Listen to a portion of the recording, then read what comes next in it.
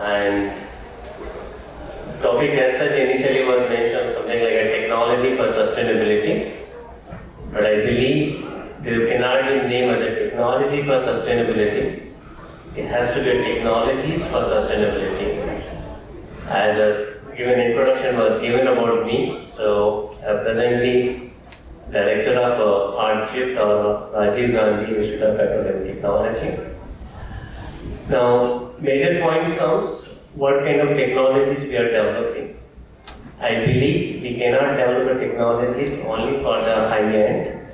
We really require technologies to be developed for the needy people, because almost 90% Indian, they have an average salary lesser than 20,000 rupees per month, which is much lesser, which is for required for essential. And that's why we believe that we should develop technologies for the lower end, low carbon. That will help us. And this developed technologies should also have a low impact on environment. That's why we are using the word. We want to go ahead with the brilliant or sustainable leadership or sustainable technologies. Again, as I mentioned, I can't go ahead with a single technology. So whatever work I am going to present, it's a group of the scientists or faculty who are doing it. I am not alone in this. It's a number of faculty who are working together to meet this. So first technology which we have developed is particularly that how do we go ahead with the management of waste. And very essential in that was the waste management. How do we go for segregation? So we developed complete technology for segregation. And if you look at, if we do a segregation, we can do optimization of each technology. And that is going to give much overall returns. Till today, in India, we find the waste management is costly. But if we think from a tipping point of view or tipping fee point of view, and whatever we give money for the garbage collection, that's more than sufficient to dispose of all the waste. That's what we done. We have found various methods to go ahead with the waste management. Even if you see the drains which have been filled for most of the garbage or C&D waste, we can develop technologies to come up with the right product from this. So that's why we published recently one paper on the particularly business plan. We showed that if we go ahead in a sustainable manner, we can change India. We can create more than 50 lakh jobs in India itself, and everybody will be profitable in the situation. So it's not that waste management is difficult or waste is a problem. And typical example is generally given that if we use a factory technologies, it is easy to go ahead with the waste also. And if you look at this one, what we are figuring out the technologies, if we are developing, we are able to resource or recover the resources. If you look at many kawadis, they do what? They collect the garbage, they collect the glass, they collect the metals, and when you go with the segregation, everything is possible. And that's why it is giving a better return to it, and it is really giving more than 50 lakh jobs which can be created, and they also will have more than 18,000 per month as a salary. One more point, if you've seen in these days, is basically to reduce the pollution, contamination, and then they go ahead with the water spray. But again, carrying the water tank in it with a diesel, they are consuming diesel, which itself is a costly. So why not we come up with the alternative technologies? And if you look at in this particular complete scenario, if you spray water regularly in evening and morning, that PM level comes down significantly. So it is an effective technology. And as I mentioned, we are going with the sustainable technologies.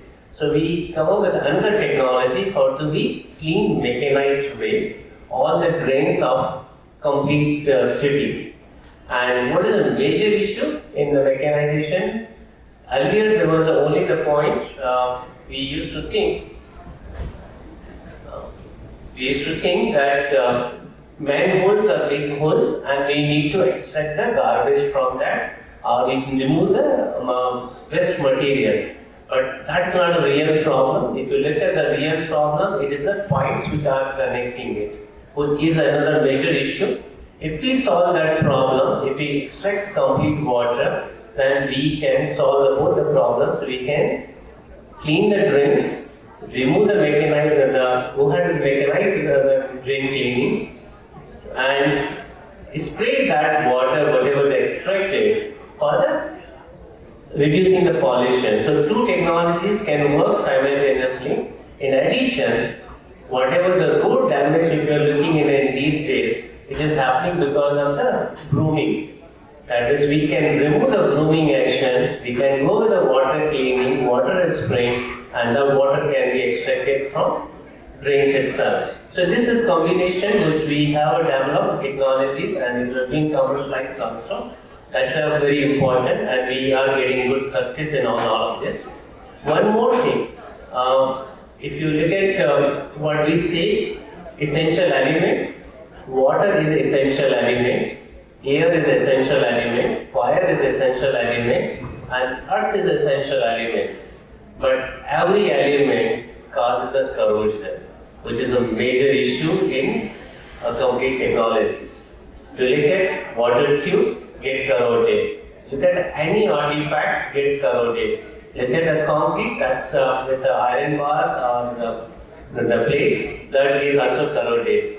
Even high temperature, boilers get corroded. So that corrosion itself is happening because of the nature requirement.